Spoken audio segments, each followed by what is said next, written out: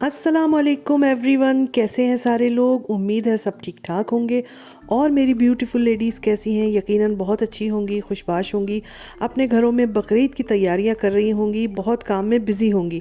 अल्हम्दुलिल्लाह मैं भी ठीक हूँ। अच्छा, मैं आप लोगों को दिखा रही थी ये कि मैंने एक छोटा सा प्लांट लिया था, हरी मिर्चें लगी हुई थी, उसमें छोटे छोटे फूल भी थे और छोटी छोटी मिर्चें भी थी। अब ये कुछ 4-5 मिर्चें जो हैं ये सेहतमंद हो गई हैं, बड़ी हो गई हैं, तो मैंने इनको तोड़ा था और मैंने कहा आप लोगों के साथ शेयर करती हूँ। इतनी प्यारी इनमें खुशबू आ रही थी कि मैं क्या बताऊँ।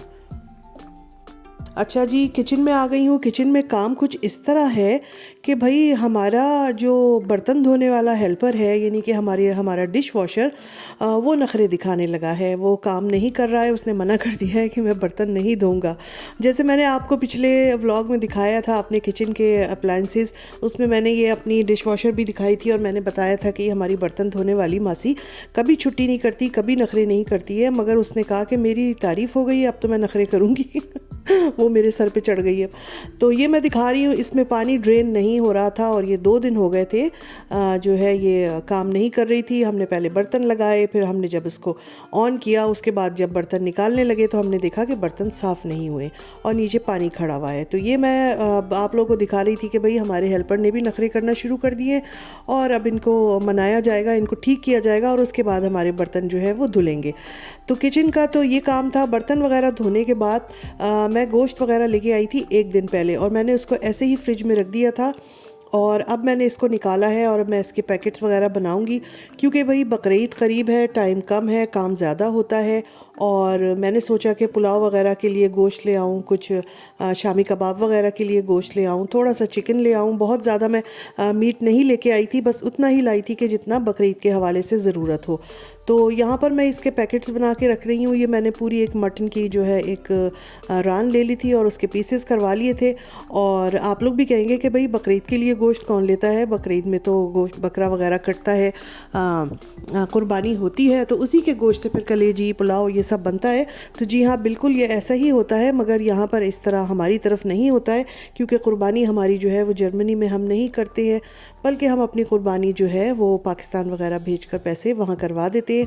तो इसलिए यहाँ बकरीद के लिए भी गोश्त वगैरह और हर चीज़ लेनी पड़ती है, ताकि जब ईद का दिन आए तो आपके पास चीज़ें अवेलेबल हों।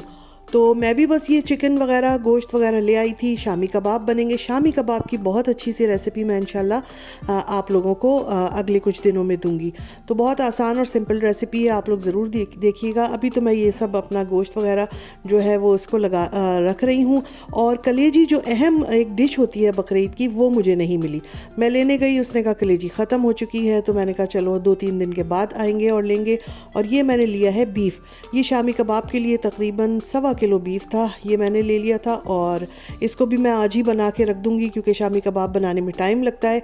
तो मैं सोच रही हूँ कि इसको भी आज ही कंप्लीट करके और रख दिया जाए। बाकी गोश्त जो है वो जैसे जैसे जो डिशेस बनेंगी तब निकलेगा। तो यहाँ मैंने इसको पानी में भिगो दिया है और उसके बाद जो है मैं अपने दूसरे कामों में लगूंगी। पैकेट्स वगैरह जो बना के रखे थे उनको फ्रीज़र में रखना है।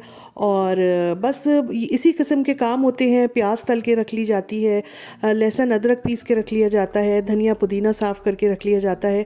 धनिया पुदीना तो मैंने साफ़ करके रख लिया था, लहसुन अदरक भी मेरे पास था।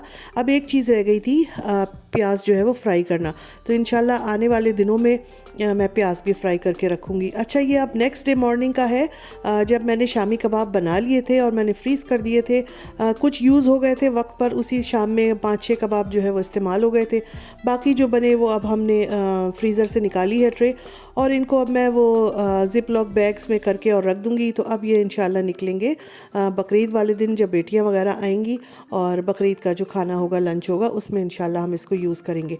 तो ये बड़ी सहूलत रहती है अगर पहले से बना के रख लो, वरना आजकल गर्मी भी बहुत हो रही है और किचन का काम गर्मी में करना ज़रा सा मुश्किल लगता है, काफ़ी मुश्किल हो जाता है। तो इसलिए कुछ चीज़ें बनी हुई हों तो वो फिर बड़ी आसानी रहती है और टाइम बच जाता है आपका। अच्छा जी, ये अब तकरीबन शाम का टाइम है और मैं बना रही थी शाम का खाने में जो है वो अंडे का सालन, ग्रेवी वाला जो होता है ना, मसाले वाला, बड़े मज़ेदार। तो ये हमारे यहाँ बड़े शौक़ से खाया जाता है और जब मुझे कुछ समझ नहीं आता कि मैं क्या बनाऊँ तो फिर मैं ये बना लेती हूँ। आसान भी बहुत है, बहुत जल्दी बनता है और बड़े मज़े का लगता है। तो यहाँ पर बस मैं अब ये इसको तकरीबन ये फ़िनिश होने वाला है, होने ही वाला है। अभी मैंने इस पर ये गरम मसाला ऊपर से डाला है और अंडे वगैरह बॉईल करके मैंने डाल दिए थे। अंडों की कटिंग जो है वो मैं बिल्कुल टाइम पे ही करती हूँ, वरना होता ये कि पहले से कट कर लो तो उसकी जर्दी जो है वो सालन में बिखर जाती है, शामिल हो जाती है, तो वो इतनी अच्छी नहीं लगती। तो इसीलिए मैंने अभी जो एग्स जो है उनको कट नहीं किया था। और इधर मैं दिखा रही हूँ कि कैसी तेज़ बारिश आई है।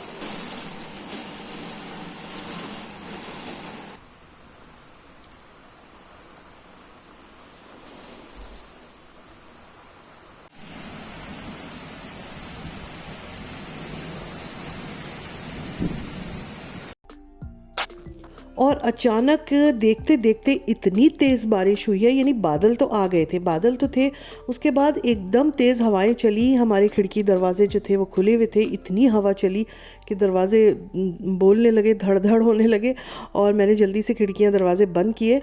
और बहुत तेज़ बारिश हुई है, यानी कि तूफ़ानी बारिश जिसको कहते हैं, तूफ़ान के साथ, हवा के साथ। और ये तकरीबन आधे घंटे रही, यानी कि आधे घंटे तक खूब तेज़ हवाएं चली, काले काले बादल आ गए और उसके बाद तेज़ बारिश हो गई। और यहाँ पर ये साथ साथ मेरा ये जो एग ग्रेवी था ये भी तैयार हो गया। इसमें मैंने ऊपर से सूखी हुई मेथी भी डाल दी थी और बस इसको अब दम पे रख दिया था। और ये दम पे लग के जब इसका रोगन ऊपर आ जाएगा तो ये तैयार हो जाएगा, ये जैसे आप देख रहे हैं। तो बारिश बहुत हुई, उसके बाद जो था अल्हम्दुलिल्लाह मौसम खुशगवार हो गया, क्योंकि बेतहाशा गर्मी थी इस दिन, बेतहाशा गर्मी थी और मतलब गर्मी से तबीयतें ख़राब हो रही थी।